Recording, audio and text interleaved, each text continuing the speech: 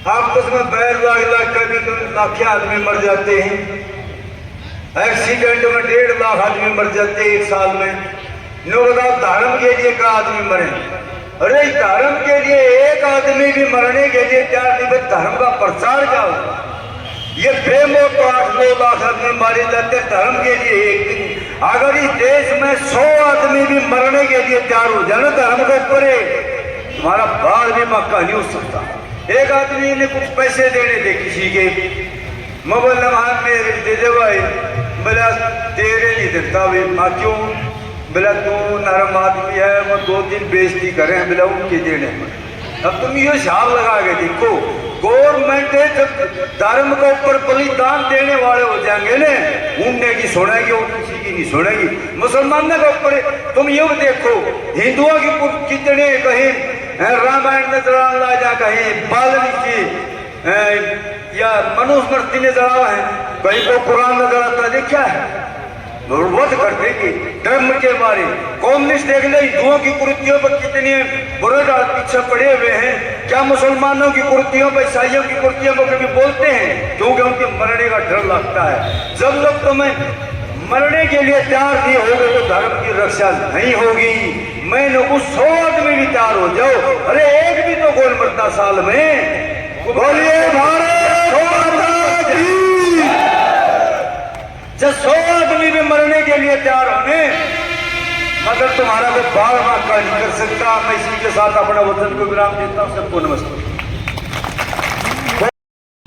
ओम असतोम मा सद्गमय। ओमकार के जो संविधान है वो ईसाइयों की रक्षा के लिए कानून बनाती है, मुसलमानों की रक्षा के लिए कानून बनाती है, भारतीय संस्कृति को कुचलने के लिए कानून है संविधान। तो जब तक इस तरह के कानून रहेंगे तब तक भारतीय संस्कृति की रक्षा कौन करेगा? जब हमारा वेद कहता है कि जो गाय को मारता है उसको शीशे के गोलियों से मारता है, इसके लिए हमें और किसी कानून की जरूरत नहीं है।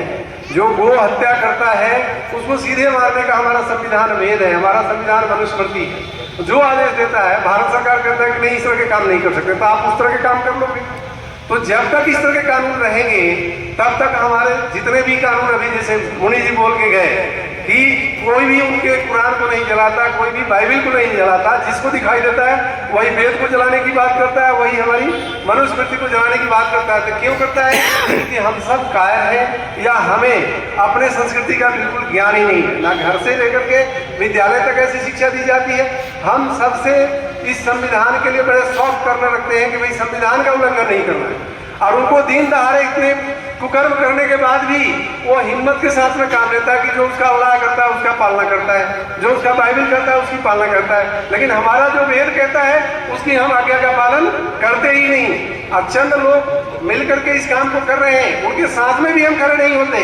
तो कहेंगे कि हाँ जी ये संविधान के खिलाफ काम किया, इसको सजा मिलनी चाहिए, हम उसके विपक्ष में खड़े हो जाते हैं, सजा दिलवाने के पक्ष में खड़े। वो कितना भी गलत काम कर रहे हैं फिर भी उनका समाज उनके साथ खड़ा होता है। हमारा समाज कितना भी सही काम करे हम उसके खिलाफ खड़ा होते हैं कि हमारा संविधान ऐसा नहीं करता। तो ये संविधान की गड़बड़ी ये तभी ठीक हो सकती है जब हम अपना बलिदान देने के लिए तैयार हैं कि संविधान हमारा ऐसा होना चाहिए जो भारत और भारतीय संस्कृति की रक्षा करे, ना कि आयाती जो बाहर से आए हुए। इस्लाम से हमारा कोई वास्ता नहीं है, ईसाइयत से हमारा कोई वास्ता नहीं है। ये लोग आए हैं तो शरणार्थी बन करके जैसे आए हम वैसे रहे। भारत सरकार ने संविधान बना करके वोट बैंक की राजनीति करती है, हम इसका विरोध करते हैं। उसमें हिंदू और आर्य संस्कृति कहीं भी आहत होती है हम उसके खिलाफ में हैं और पूरी तरह से गोरक्षकों के साथ हम खड़े हैं। और आप सबके हौसला अफजाई के लिए जितना भी हमें ताकत और सामर्थ्य जुटानी होगी हम उसके साथ में खड़े हैं। आप अपना काम करते रहें। जय हिंद, जय भारत, भारत माता की जय हो। धन्यवाद। दूसरी सरकार अपने घर में कैसे घुस सकती है? तो यदि आज भी इस देश में ऐसी स्थितियां हैं कि गोरक्षकों को इकट्ठे होने की आवश्यकता पड़ रही है, तो वो समय कब आएगा जिसकी हमें बहुत दिनों से उम्मीद थी? तो हम सब इकट्ठे हुए हैं, इसका परिणाम अवश्य निकलेगा। लेकिन अपने मन में विचार करते हुए कम से कम 1 घंटा 2 घंटा हम सब लोग धर्म के लिए निकले। हम चौराहों पर बैठते हैं तो अपने घर की बात करते हैं, अपने व्यापार की बात करते हैं, लेकिन हम धर्म की चर्चा नहीं करते। जिस दिन इस देश का हिंदू, जैसे वीर सावरकर जी ने कहा था कि जिस दिन इस देश का हिंदू जाग गया, उस दिन ये लोग कोर्ट के ऊपर जनेऊ धारण करेंगे। आज वो स्थिति आ गई है। आज राहुल गांधी जी ने भी बड़ी बड़ी दाढ़ी रख ली है, तो आज फिर देश के नेता ऐसा माहौल बना रहे हैं कि हम देखने में हिंदू लगे। तो हम कब हिंदू लगेंगे? हम सब लोग आर्यों के उपदेशों को भूल गए हैं, उनको अपने जीवन में धारण करने की आवश्यकता है। और सब दुश्मन जब भी समाप्त होंगे जब हम इसी तरह से एकत्रित होंगे, किसी भी बात का हल निकल सकता है। तो आप सब लोग यहाँ आए।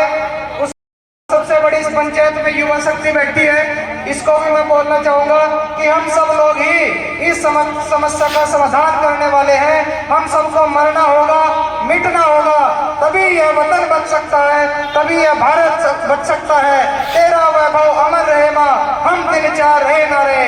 इन्हीं शब्दों के साथ मैं अपनी बात को विराम देता हूँ। बोलो भारत माता की जय हो, भारत माता की जय हो, वंदे गौ माता की जय हो। धन्यवाद। धन्यवाद आपका ब्रह्मचारी जी का।